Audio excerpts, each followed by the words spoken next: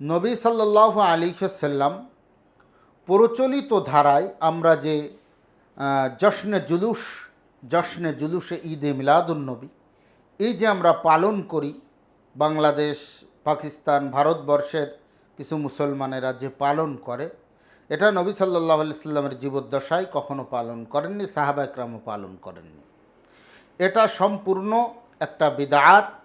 ইসলামী শরিয়াতের ভিতরে একটা নতুন জিনিসকে, নতুন পদ্ধতিকে উদ্ভাবন করা, এটা সম্পূর্ণ বিদআত। এটা গুনাহের কাজ। কুল্লু বিদআতিন জলালা, প্রত্যেক বিদআত গুমরাহি বা পথভ্রষ্টতা।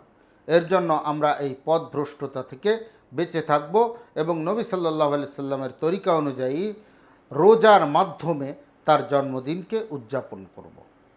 যারা 12 রবিউল আউয়াল নবী সাল্লাল্লাহু আলাইহি সাল্লামের জন্মদিবস পালন করে, তাদেরকে যদি জিজ্ঞাসা করা হয়, ভাই আপনি 12 রবিউল আউয়াল প্রচলিত ধারায় যে নবী সাল্লাল্লাহু আলাইহি সাল্লামের জন্মদিন পালন করেন, এটা কেন করেন?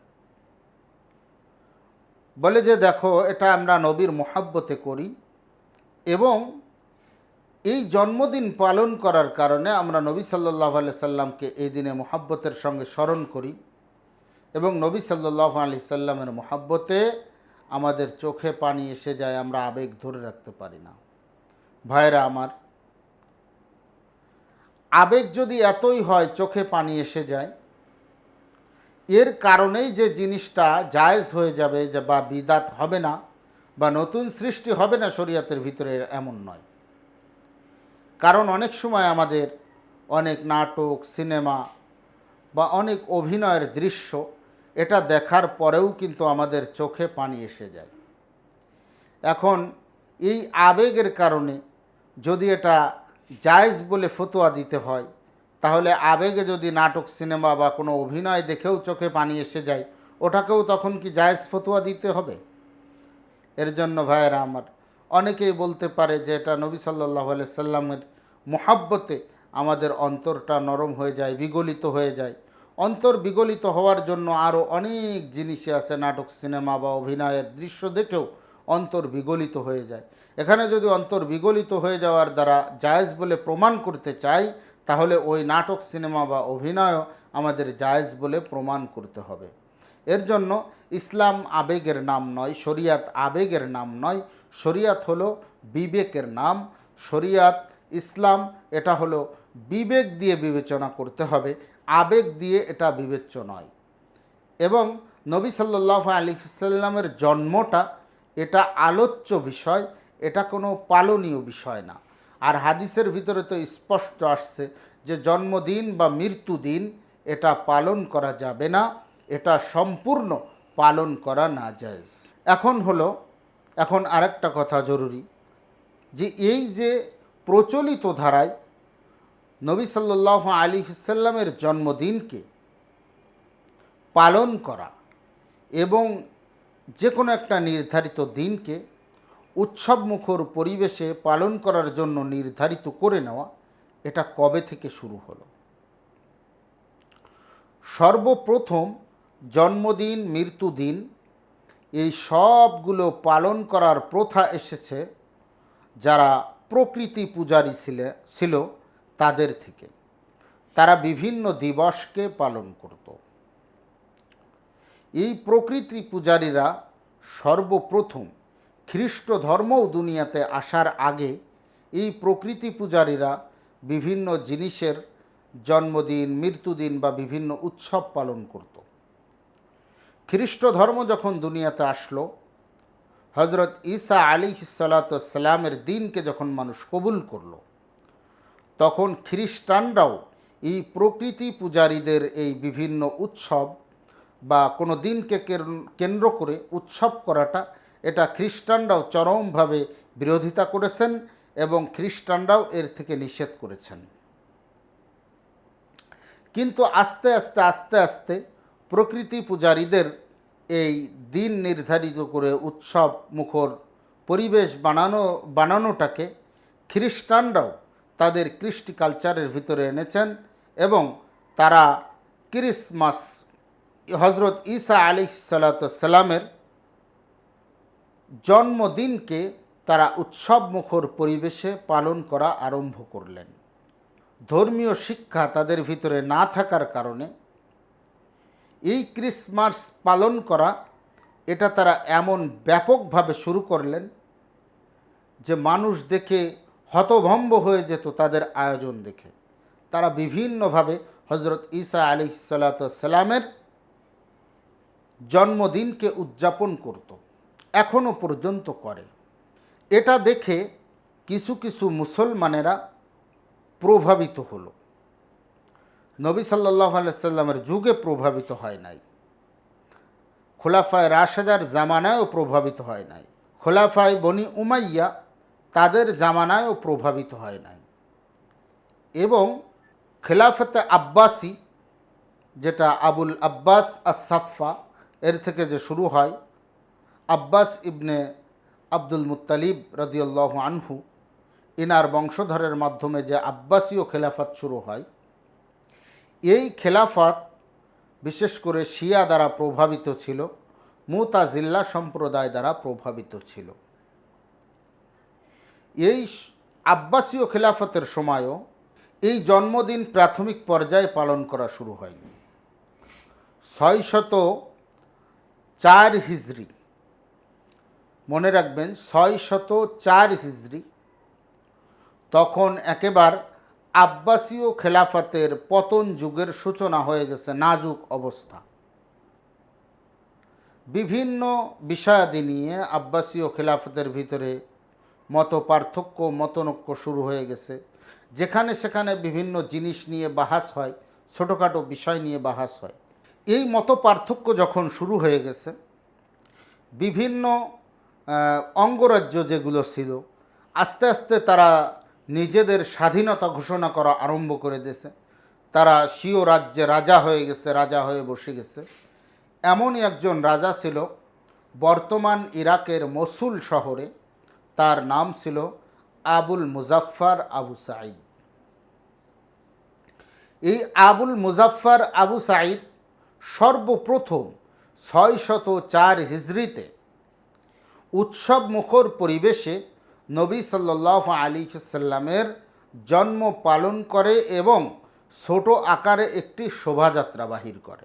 এখান থেকেই হয় 12 রবিউল আউয়াল নিয়ে এই উৎসুকভাবে উৎসব মুখর পরিবেশে যে নবী সাল্লাল্লাহু আলাইহি সাল্লামের জন্মদিন পালন করা হয়, এই 604 হিজরিতে শুরু হয়। তখনও বাগদাদের খেলাফতে আব্বাসির ভিতরে খলিফা ছিলেন, যদিও তিনি অত্যন্ত দুর্বল ছিলেন, আরাম আয়েশে লিপ্ত ছিলেন। তারপরেও খলিফার পক্ষ থেকে এই জন্মদিন পালন করার ক্ষেত্রে নিষেধ করা হয়েছে এবং বাধা দেওয়া হয়েছে। কিন্তু মসুলের যে শাসক ছিলেন তিনি নিজেকে স্বতন্ত্র রাষ্ট্র হিসাবে ঘোষণা করে সেখানে এই দিনটাকে পূর্ণ মর্যাদায় পালন করা শুরু করলেন। এরপরে অনেক চড়াই উতরাই পার হয়ে গেল, এইভাবে ছোট পরিসরে পালন হতে শুরু করলো। এরপরে যখন মিশরে ফাতেমীয় খিলাফতের প্রতিষ্ঠা হলো, তখন ফাতেমিরা যেহেতু শিয়াপন্থী বা শিয়া মতবাদে বিশ্বাসী ছিলেন, তারা নবী সাল্লাল্লাহু আলাইহি সাল্লামের জন্মকে আরও ব্যাপকভাবে পালন করা আরম্ভ করলেন। এভাবেই সমস্ত দুনিয়াতে না, বিশেষ করে আরব রাষ্ট্রে এখনও পর্যন্ত পালন হয় না নবী সাল্লাল্লাহু আলাইহি সাল্লামের জন্ম এইভাবে। তারা পালন করলেও রোজার মাধ্যমে পালন করে। এইভাবে অন্য অন্য জায়গায়ও কিছুটা প্রভাব বিস্তার করলো এবং শুরু হলো, এবং ফাতেমি বংশের খলিফাগণ সেখানে ব্যাপকভাবে রাষ্ট্রীয় পৃষ্ঠপোষকতায় এই 12 রবিউল আউয়ালকে নির্ধারিত করে উৎসবমুখর পরিবেশে নবী সাল্লাল্লাহু আলাইহি সাল্লামের জন্মদিন পালন করা শুরু করলেন। এর পরবর্তীতে আস্তে আস্তে যখন ফাতেমি খিলাফতও শেষ হয়ে গেল, অন্য অন্য খিলাফত আসলো, সেখানে রাষ্ট্রীয় মর্যাদা বা রাষ্ট্রীয়ভাবে পালন না হলেও এই যারা পালনের সূচনা করেছেন বা এই উৎসবের সঙ্গে যারা নিযুক্ত হয়েছেন বা এই উৎসবের সঙ্গে যারা সম্পৃক্ত ছিলেন, তাদের কোনো না কোনো একটা শাখা এভাবে পালন করতে থাকলো। আর বিশেষ করে শিয়া সম্প্রদায় যেখানে ছিল সেখানে এটাকে খুব শক্তভাবে আঁকড়ে ধরা হলো। আমাদের ভারতবর্ষে এই ঈদে মিলাদুন্নবী আসার ইতিহাস হলো, ভারতবর্ষে আমরা সবাই জানি এক সময় মুসলিম শাসন ছিল। ইখতিয়ার উদ্দিন মোহাম্মদ বিন বখতিয়ার খলজি, তার দ্বারা এই দেশে মুসলিম শাসনের গোড়াপত্তন হয় ভারতবর্ষে। এর পরবর্তীতে যখন মুঘলরা আসলো, এই দেশের শাসনভার মুঘলরা গ্রহণ করলো, তখন মুঘল বাদশাহ আমরা জানি, সর্বপ্রথম মুঘল বাদশাহ জহিরুদ্দিন মোহাম্মদ বাবর, দ্বিতীয় বাদশাহ তার ছেলে হুমায়ুন এবং তৃতীয় বাদশাহ বা সম্রাট বাদশাহ আকবর। এই আকবর মাত্র 11 বছর বয়সে সিংহাসনে আরোহণ করেন এবং তার তত্ত্বাবধায়ক হিসাবে নিযুক্ত হয় বৈরাম খান। এই বৈরাম খান একজন শিয়া সম্প্রদায়ের লোক ছিল এবং তিনি শিয়া মতাদর্শ গ্রহণ করেছিলেন। এই বৈরাম খানের দ্বারাই সর্বপ্রথম জশ্নে জুলুসে ঈদে মিলাদুন্নবী এই ভারতবর্ষের বুকে পদার্পণ করে এবং ভারতবর্ষের বুকে সর্বপ্রথম পালন করা শুরু হয়। সেই ধারাবাহিকতায় এখনও পর্যন্ত জশ্নে জুলুসে ঈদে মিলাদুন্নবী পালন হয়ে আসছে। তবে আগে পরিসরটা ছিল খুব ছোট। আস্তে আস্তে আস্তে আস্তে এই পরিসরটা এখন বর্তমানে যে জশ্নে জুলুসে ঈদে মিলাদুন্নবী দেখা যায়, যা আমাদের বাংলাদেশে পাকিস্তান থেকে একজন আওলাদে রসুল নাম নিয়ে আসে, তাকে এত ফুলের মালা পরানো হয় যা আওলাদে রসুলকে দেখাও যায় না, চেনাও যায় না। সেখানে গাড়ি নিয়ে শোভাযাত্রা করা হয়, সেখানে লক্ষ কোটি কোটি টাকার ফুলকে নষ্ট করা হয়, সেখানে সিন্নি রান্না করা হয়, বিরিয়ানি বিতরণ করা হয়, জিলেপি বিতরণ করা হয়, বিভিন্ন মিষ্টান্ন বিতরণ করা হয়, নবী সাল্লাল্লাহু আলাইহি সাল্লামের জন্মদিন পালন করা হয়। এই যে প্রচলিত ধারায় যেটা পালন হওয়া শুরু হয়েছে, এটা আমাদের ভারতবর্ষে এখনকার যে লেভেলে শুরু হয়ে গেছে, এই রকমভাবে পালন হওয়াটা এখনও 50 বছর হয়নি। তো দিন যত যাচ্ছে এই জশ্নে জুলুসে ঈদে মিলাদুন্নবী এটা আরও ব্যাপকভাবে গুনাহের দিকে ধাবিত হচ্ছে এবং এখানে নবী সাল্লাল্লাহু আলাইহি সাল্লামের আদর্শকে বিসর্জন দেওয়া হচ্ছে।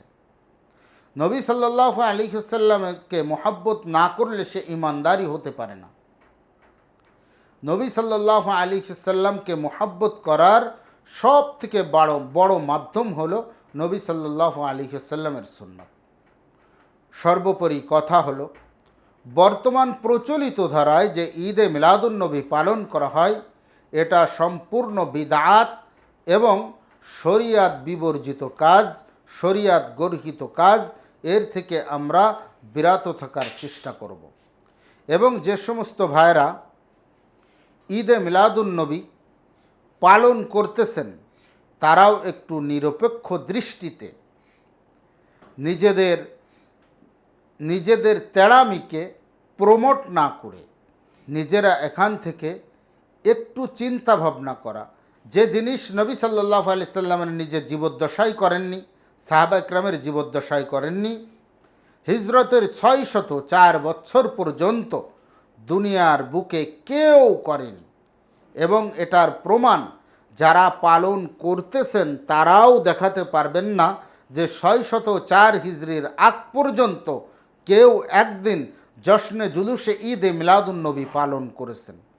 তো 604 হিজরির পরে এসে 604 হিজরিতে এসে যখন এটা নতুনভাবে উদ্ভাবিত হলো, তাহলে এটা বিদআত হিসাবেই মেনে নিতে হবে।